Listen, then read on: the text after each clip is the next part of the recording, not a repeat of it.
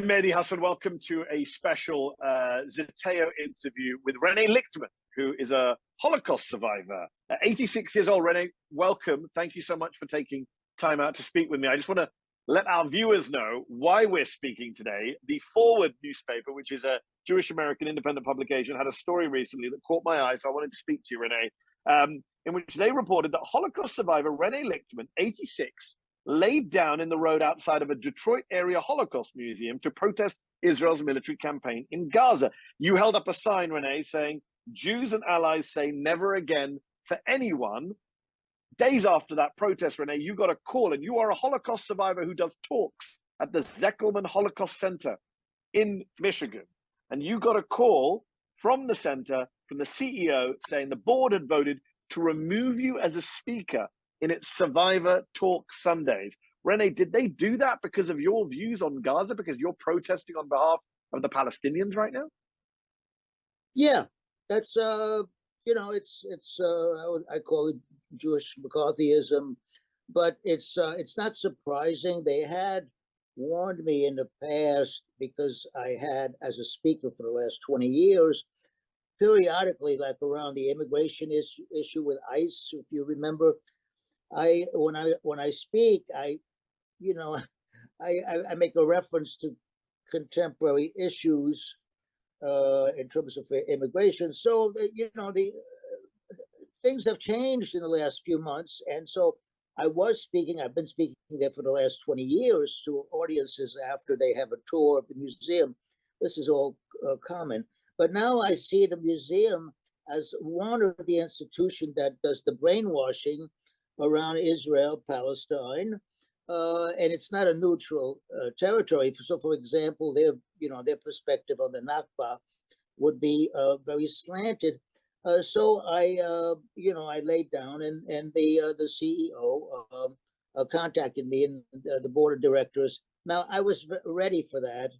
It was not a surprise because, like I said in the past, around issues of immigration and ICE, if you remember, or the Iraq issue, I would make a slip in my discussion, in my presentation, and bring in contemporary issues, and then I'd get someone would squeal on me in the audience, and so I'd get a so just to be clear, Rene, you're someone who says that actually you can reference the Holocaust for contemporary issues. You can say, look, horrible things happened back then, awful things. We shouldn't repeat those mistakes. Never again means never again for anyone, I think is the phrase.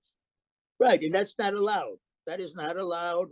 And I've been warned in the past about that. Stick to your story, and don't mention contemporary issues. Now, today you can't do that because the audience will say, well, wait a minute, you guys are mentioning the Holocaust, but we have another Holocaust today. We've got another genocide.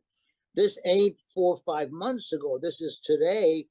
And so if you happen to, the audience might ask, what do you think about that? So if you're a speaker, you got to have an opinion. And when the director contacted me and said the board of directors, now that was new because in the past it was just him. Now it was the board. So I didn't want to, I'd say, I understand. Of course, you got your job to do, which is to fire me because, So Rene, let me ask you this because I've read this story and I really wanted to speak with you. I was fascinated. It's interesting. You mentioned that they're not neutral territory. They're not here. They haven't given a comment to the Forward. I'm sure the Zekelman Centre would say, we are neutral territory. We've got nothing to do with Israel. We're American Jews commemorating the Holocaust. This has nothing to do with us. Gaza protests are not relevant to what we're doing. But I do find it fascinating that when asked to choose between allowing a Holocaust survivor to protest Gaza and getting rid of the Holocaust survivor from a Holocaust Memorial Center, they chose to protect Israel and oppose Gaza protests, and they got rid of you. And just for our viewers, just make clear, what is your background? We've put up Holocaust survivors. I don't want to be flippant about this at all. Please tell us what happened to you and your family in the Holocaust. Well, my parents were both from Poland. They immigrated between the wars to France. I was born in Paris in 1937.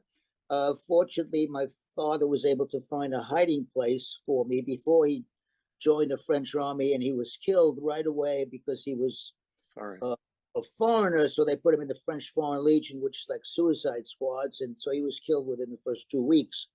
And I spent the years, the war years, in hiding with a Christian family, and my mother, my biological mother, at one point had to go into hiding herself.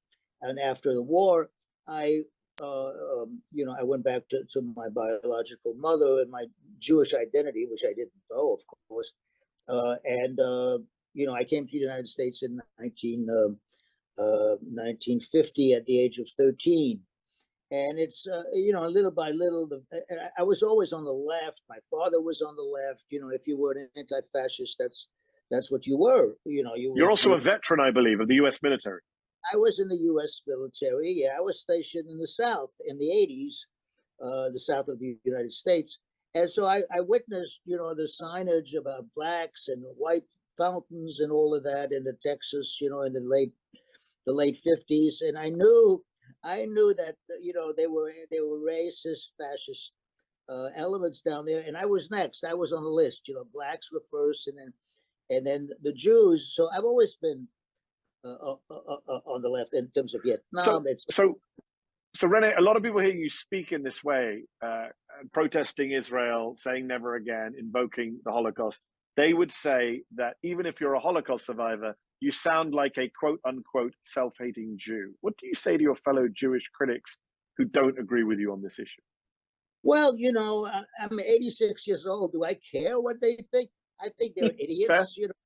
I think I have no respect for these idiots. They don't think, they believe the corporate media, you could say, and the state of Israel is going to go down. It's isolated. The state of the United States is already isolated on the world stage because people know that this is what's going on in front of our eyes every single day. The children being murdered. I'm one of the founders of the World Federation of Jewish Child Survivors of the Holocaust. I began that in 1991 in Michigan, and then nationally we have an organization today.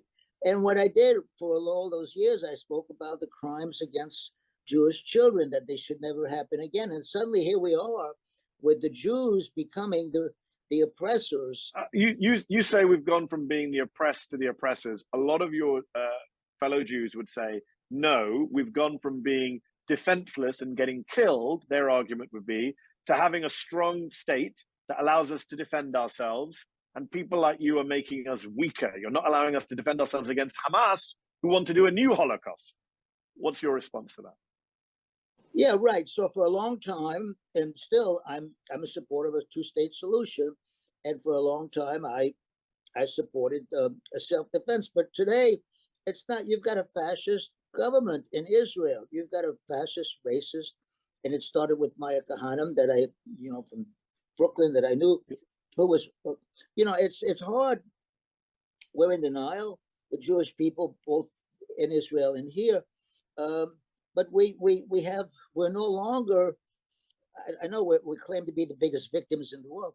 We're not the biggest victims. We're the third, strongest military in the world, supported by the United States. But that's changing in front of our eyes. Things are not what they were. And it's a change, because I was raised, and I raised my kids, my 3 kids in Detroit. We supported Israel. We went to Israel. We planted trees. I was in the Israeli army, believe it or not. I was in the Israeli military for a couple of weeks because, I wore a uniform, and because I wanted to support the military as a hidden child, as a child survivor. Back in, I think that must have been in the 80s or something. We had a conference of hidden children because I was one of the national leaders in Jerusalem. And I said, why don't we do volunteer work with the military, the Israeli military? And we did. There are a lot of Jewish critics of Israel, especially on campus, who say they're anti-Zionists. They're very critical, not just of the Israeli government, but of Israel itself and the Nakba and the ideology underlying it. And they are accused of being anti-Semites. They are told that if you're anti-Zionist, you're an anti-Semite. What do you make of that criticism? I realized a long time ago, I figured it out a long time ago. It ain't anti-Semitism. It's anti-Israel actions, that whatever Israel does does things, behavior that kills children, snipers in the back, that the street, and I was in France very often when that would happen, the street of Arab people, Middle Eastern people would erupt, and there would be these things that are called anti-Semitic. They're not anti-Semitic. They're against what Israel is doing. And when Israel stops killing innocent people, children, etc., the street becomes quiet. And so what's going on today? Well, you still have a lot of anti-Semitism from the right that we're ignoring. You have people walking into synagogues in America gunning down Jews, and we're not focusing on that. Right, exactly. And I was going to say that the only real anti-Semitism that exists is from the right wing, from the Steve Bannon type folks, who really hate. Now, you got to be careful because they hate American Jews who vote Democrats, but they love Israeli Jews who they see as, right-wing fascists like them, who are against these Muslims, and this yes. This enclave. Western civilization against the Muslim barbarians. Right, and they're very selective about who they call, names. Rene, what do you make of when you hear Benjamin Netanyahu and other Israeli leaders and pro-Israeli politicians invoking the Holocaust as a way of defending Israel, as saying, look, what Israel's doing is to prevent another Holocaust. You are a Holocaust survivor. How does that make you feel? Well, they're using, in a cynical way, the Holocaust to protect themselves, and I'm not surprised. The irony is that today Bibi is considered a centrist compared to his crazies on the right. It's really a fascist government. Now, if your brain is 20, 30 years ago, it's hard for you as a Jew or as a supporter of Israel to accept that. So Bibi, what he says is, it's not surprising. He's a liar. You could tell he lies when his lips move, and of course Biden is exactly the same. Biden is the biggest hypocrite. Biden gives lip service, but at the same time gives ammunition. So they're in there, but they're the end of history in terms of the Western world, because we've got the BRICS countries, we've got the United Nations, and I'm sad to say, because I still believe in a two-state solution, that unfortunately the state of Israel that I wanted to build, that my family wanted to build when we were young Zionists, it's not going to come about.